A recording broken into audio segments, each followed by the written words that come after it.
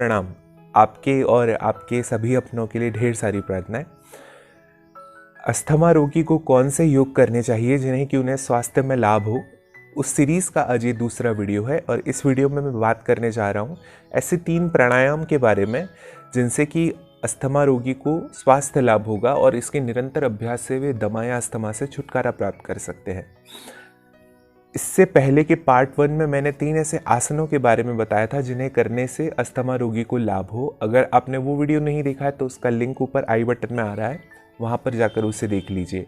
और आज हम ऐसे 3 प्राणायामों के बारे में बात करेंगे जिनसे कि अस्थमा रोगी इन्हेलर तक से छुटकारा पा सकता है। तो 3 प्राणायाम कौन से हैं आइए जान लेते हैं। सबसे पहला हमारा प्राणायाम है कपालभाति क्रिया।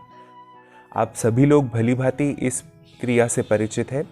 कपालभाति क्रिया दरअसल आपके पूरे ब्लड सिस्टम को प्यूरिफाई करता है, साथ ही साथ आपकी नाड़ियों को संशोधित करता है, मजबूत करता है और इसके अनगिनत फ़ायदे हैं। फेफड़ों को मजबूत बनाता है, होल्डिंग कैपेसिटी को बढ़ाता है। फेफड़ों में अगर कोई ब्लॉकिंग है, ब्रोंकस, ब्रोंकाई, एल्विलाई में अगर चॉकिंग है, ब्रॉकिंग है, वहाँ पर म्यूकस प्रोडक्शन ज़्यादा हो रहा है या वो संकुचित है तो उन्हें खोलता है, वहाँ से म्यूकस को भी हटाता है, तो एयरवे को क्लीन करता है बहुत अच्छे से। कपालभाति क्रिया में क्या करना होता है, बेहद आसान है। इसमें आपको 2 चीज़ों पर ध्यान देना है कि आपको अपनी श्वास को बाहर फेंकना है और अपने पेट को अंदर की तरफ खींचना है। श्वास को अंदर लेते हुए आपको ध्यान देने की ज़रूरत नहीं होती, वो एक इनवॉलंटरी क्रिया है, अपने आप ही होती जाएगी। आपको बस श्वासों को बाहर फेंकने पे और पेट को अंदर खींचने पे ध्यान देना है। देखिए कुछ इस तरह से। सबसे पहले आप एक लंबा गहरा श्वास अपने अंदर भर लें। उसके बाद फोर्सफुली यानी कि वेग के साथ अपनी श्वास को बाहर निकालें और ठीक उसी समय आपका जो पेट है उसे अंदर की तरफ खींचें।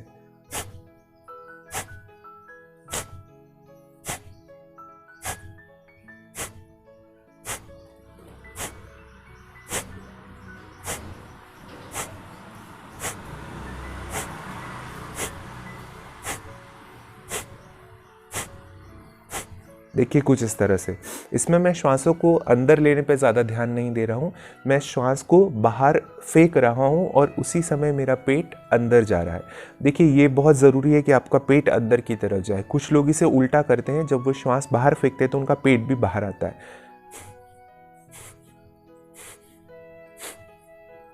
ऐसा नहीं होना चाहिए। तो आपको ध्यान रखना है कि श्वास बाहर छोड़ते समय यानी कि एक्सेल करते समय आपका पेट अंदर की तरफ जाए। साथ ही साथ आपके कंधे स्थिर रहे, बहुत ज़्यादा मूवमेंट उनमें नहीं होना चाहिए। ये एक गलत प्रक्रिया है। तो ये है हमारा पहला प्राणायाम कपालभाति।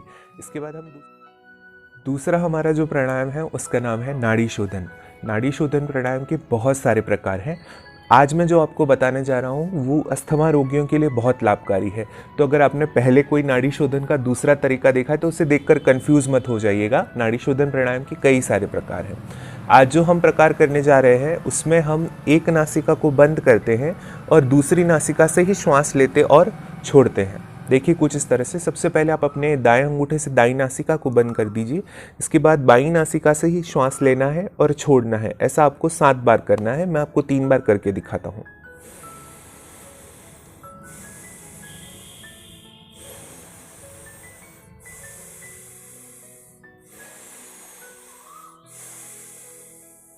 जब ऐसा 5 से 7 बार कर ले तो अपनी बाईं नासिका को बंद करके दाईं नासिका को खोल लीजिए। अब इसके बाद दाईं नासिका से ही श्वास को लेना है और दाईं नासिका से ही श्वास को छोड़ना है।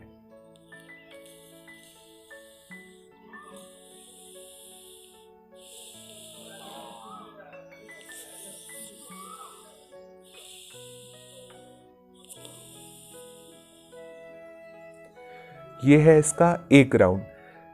ऐसे ही आप शुरुआती स्तर पर 3 से 4 राउंड कर सकते हैं। ये है नाड़ी शोधन। नाड़ी शोधन करने से आप एक समय पर एक ही नासिका से श्वास लेते हैं। फेफड़ों की शक्ति बढ़ती है इस प्राणायाम को करने से। तीसरा प्राणायाम जो हमारा है वो है अनुलोम विलोम प्राणायाम। आप सभी लोग भली भांति इस प्राणायाम से परिचित है। इसमें एक नासिका से श्वास ली जाती है और उसकी दूसरी नासिका से श्वास को छोड़ दिया जाता है। देखिए कैसे करना है। अनुलोम विलोम प्राणायाम करने के लिए हाथ की मुद्राएं कई प्रकार से बनाई जा सकती है, लेकिन जो मेरी सबसे पसंदीदा मुद्रा है वो है कुछ इस तरह की। इसमें अंगूठे से नासिका को बंद किया जाता है, दाईं नासिका को। इसके बाद ये जो इंडेक्स फिंगर और मिडल फिंगर है इसको माथे पर रखा जाता है, क्योंकि यहाँ पर सूर्य और चंद्र नाड़ी ट्रैवल करती हैं, यहाँ से ही जाती हैं, तो उन पर अच्छा प्रेशर लगता है। और ये जो रिंग और स्मॉल फिंगर है इनसे बाईं नासिका को बंद किया जाता है। तो इसमें आपको क्या करना है, सबसे पहले अपने दाएं हाथ के अंगूठे से दाएं हाथ की नासिका को बंद कर दीजिए। इसके बाद अपनी इंडेक्स फिंगर और मिडल फिंगर को जिस जगह औरतें बिंदी लगाती है, जहाँ पर आपकी दोनों भौहें का प्रथम छोर है, उस जगह पर रख दीजिए। और इसके बाद बाईं नासिका को खुला रखिए और वहाँ से श्वास को अंदर भरिए।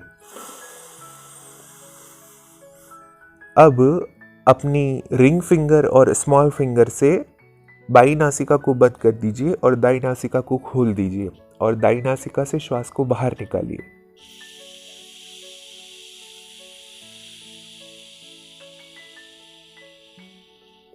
अब पुनः दाईं नासिका से श्वास को अंदर भर दीजिए।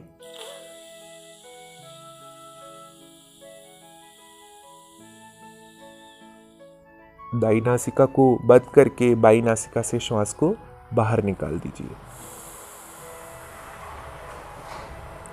ये हुआ अनुलोम विलोम का एक प्राणायाम। ध्यान रखिए, आपको अनुलोम विलोम बाईं नासिका से शुरू करना है और बाईं नासिका पर ही लाकर ख़त्म करना है। आप इसको दाईं नासिका पर ख़त्म नहीं कर सकते।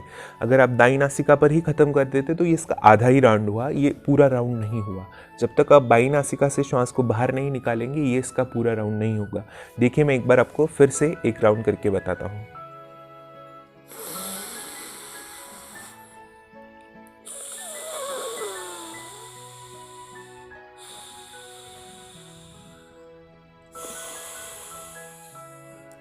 कुछ इस तरह से।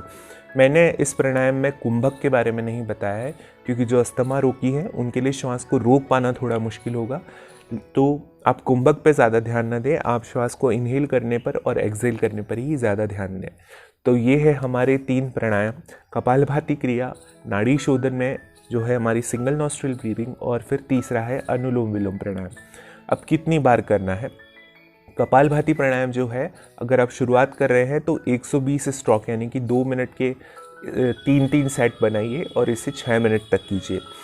दूसरा, आप जो नाड़ी शोधन प्राणायाम है उसके 3 से 5 राउंड शुरुआती स्तर पर कर सकते हैं और फिर जब आप इसके अभ्यस्त हो जाए तो फिर आप इसका प्रयास बढ़ा सकते हैं। अनुलोम विलोम प्राणायाम बहुत महत्वपूर्ण है अस्थमा रोगियों के लिए, तो ये थोड़ा सा आपको ज़्यादा करना है। इसके 7 राउंड्स बनाइए एक बार में, फिर थोड़ा विश्राम लेकर 7 और फिर थोड़ा विश्राम लेकर 7, इस तरह से इसको 21 बार करना है। तो कपालभाति प्राणायाम को आपको कम से कम 5 से 6 मिनट 120 राउंड 120 स्ट्रोक्स के राउंड बना के आप उसे 3 बार में कर सकते हैं। नाड़ी शोधन प्राणायाम जो है उसके 5 से 7 राउंड्स कर सकते हैं और अनुलोम विलोम कुल 21 बार आपको कम से कम करना होगा। तो ये 3 प्राणायाम उन 3 आसनों के साथ में सम्मिलित कीजिए जिनके बारे में मैंने पहले बताया था। और इसी के साथ साथ आज मैं आपको एक मुद्रा और बताने जा रहा हूँ जिसे कहते हैं भ्रमर मुद्रा। भ्रमर मुद्रा बहुत अच्छी है अस्थमा रोगियों के लिए। तो अगर आप जब प्राणायाम करते हैं उस समय भ्रमर मुद्रा बनाते हैं तो जो आपका लाभ है वो कई गुना ज़्यादा बढ़ जाता है। भ्रमर मुद्रा बनाने के लिए आपको क्या करना है, अपनी जो इंडेक्स फिंगर है इसको अंगूठे के बेस पे टच करना है, कुछ इस तरह। यहाँ पर अंगूठे के टिप पर टच नहीं करना है, अंगूठा जहाँ पर ख़त्म हो रहा है जहाँ पर उसके बेस पर आपको लगा देना है। इसके बाद जो अपनी मिडिल फिंगर है इसके पार्श्व भाग से अंगूठे को टच करना है, इस तरह, इसके टिप पर नहीं, इसके पार्श्व भाग पर। और बाकी की जो आपकी रिंग फिंगर और स्मॉल फिंगर है वो सीधी रहेंगी। ये देखिए, ये है भ्रमर मुद्रा।